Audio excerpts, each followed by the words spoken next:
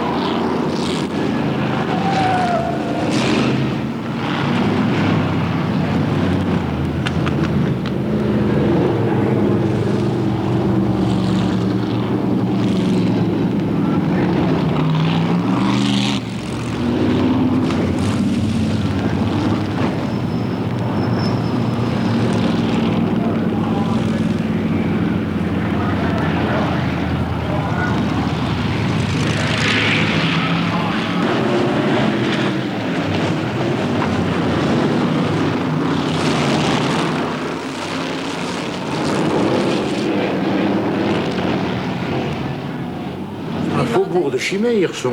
On y allait très souvent et très facilement. On aimait aller manger à Hirson, à Fourmies, à Nord, passer la frontière. C'était bien agréable. On allait acheter des Aspro en France, ça revenait moins cher. Mais seulement, on ne comptait pas les petites gouttes et le prix de l'essence pour... Enfin, c'était quand même une bonne occasion.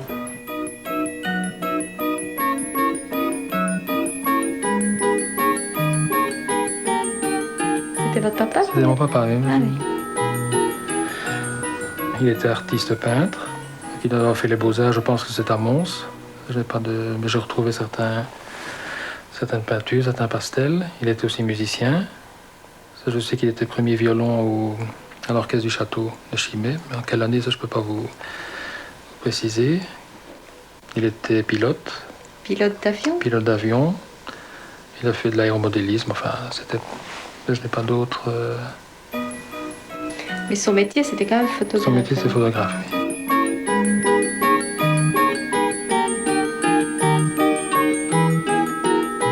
Alors, il avait un petit village aussi de prédilection, c'était Lompré.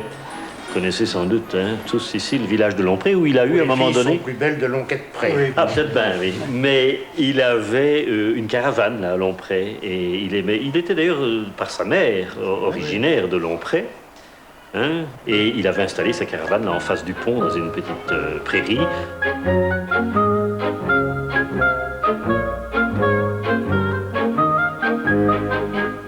Tous les dimanches, nous allions avec mon frère pêcher. Ils sont en train de chercher des vers, là.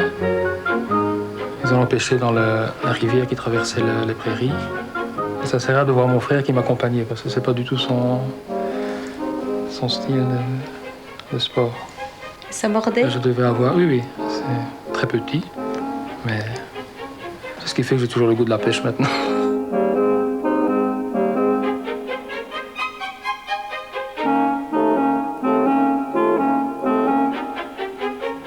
ça, ce sont mes arrière-grands-parents de Longpré.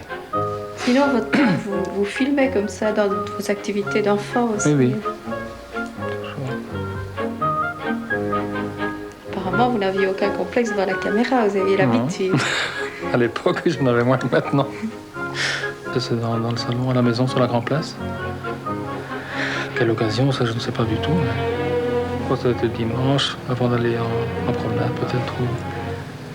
Et tous les dimanches, mon père nous emmenait toujours en voiture. Souvent dans la région du lac de Virel, c'est peut-être ça ici, peut-être.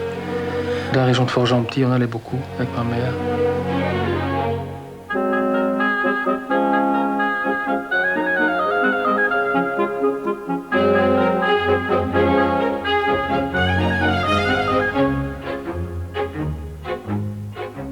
Ça doit être en 1955.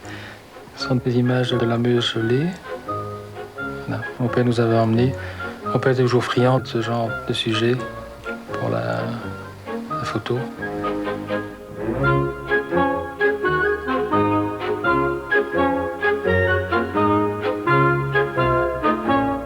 C'était à Dinance, je pense. Et qui patine? Non, Ce n'est pas je crois vous. que c'est des gens du coin, non. Ah non, Du tout, non.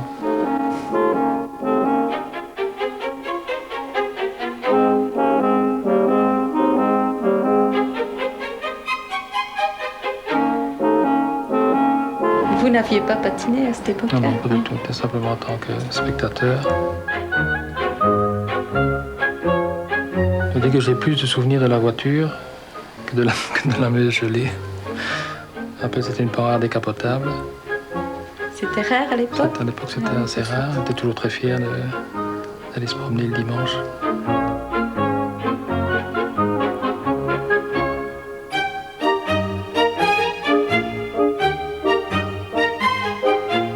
Pour moi, toutes ces petites séquences, moi, sont des petites œuvres d'art.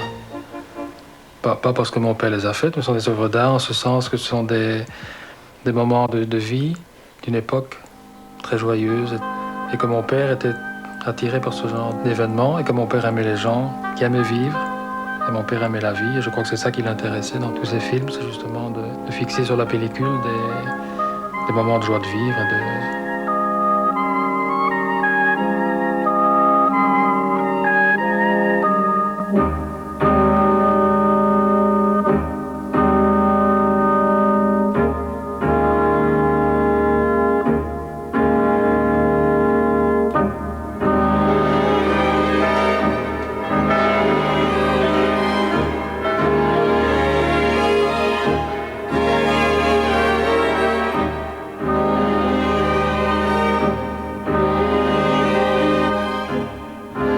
Mon père était très artiste, mais pas un artiste formel. L'art, pour lui, c'était ça, l'art de vivre, je crois.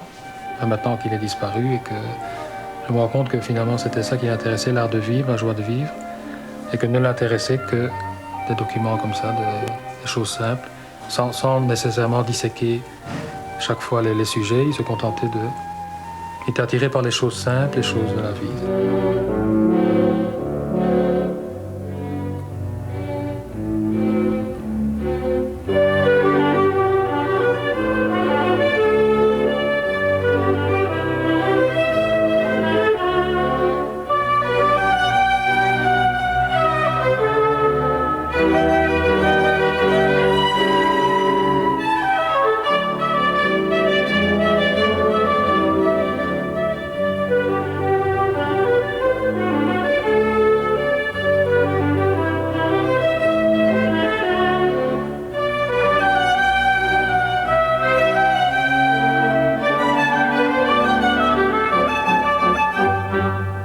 Dans notre prochaine émission magazine, les documents d'Albert Hubert nous révéleront d'autres aspects inattendus de la vie locale de la région de Chimay.